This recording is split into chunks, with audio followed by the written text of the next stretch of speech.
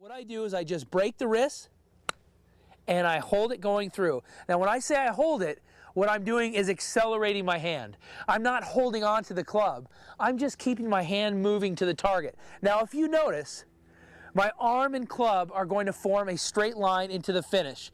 I'll show you again.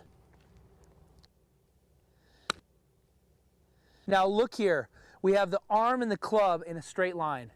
That means at no point did the club travel faster than the arm. We want that with the driver because we're trying to create distance, but here we're trying to control distance. We're trying to hit at the specific distance to the target. And the best way to do that is to have the arms and club working at the same speed. This also will allow us to be aggressive into the ball and not have it shoot off the club face.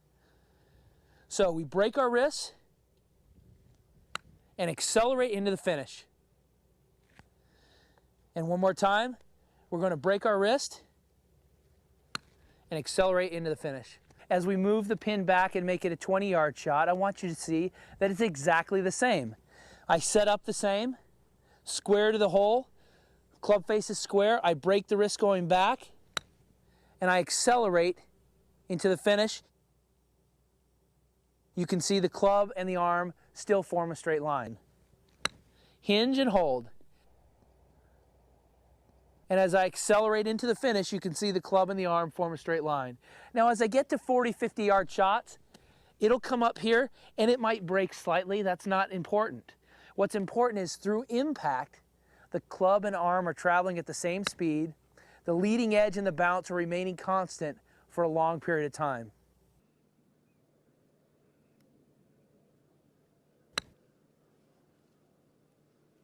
We have a 30-yard shot here. This is where we start to lose our confidence, but we shouldn't. It's just an extension of the hinge and hold, a slightly larger chip. Now, we've already removed one of the variables, just like lag putting. Lag putting, we have backstroke and through, and we keep the through stroke constant as firm as we can. We're using those same principles for this longer chip. We're going to just make a further backstroke using the same acceleration. We don't want to get into this 9 o'clock, 3 o'clock where we have to take the club back so far and ease into it. We're using the hinge and hold method. We're breaking our wrist and accelerating it into the finish. Only our backswing is a little longer than a chip, but a heck of a lot shorter than a full swing. This way I'm able to go into the ball aggressively. I'm going to hit a little chip shot first. I want you to see how similar they are. I break my wrist and I accelerate going through. Everything is the same.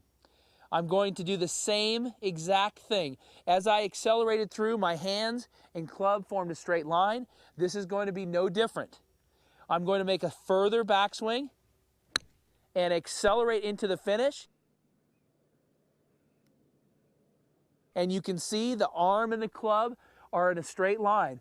This allows me to go aggressively into the golf ball and not have it shoot off my face. I'm able to control the distance. That's what we're after. We need to be able to get these shots inside our 3-foot circle.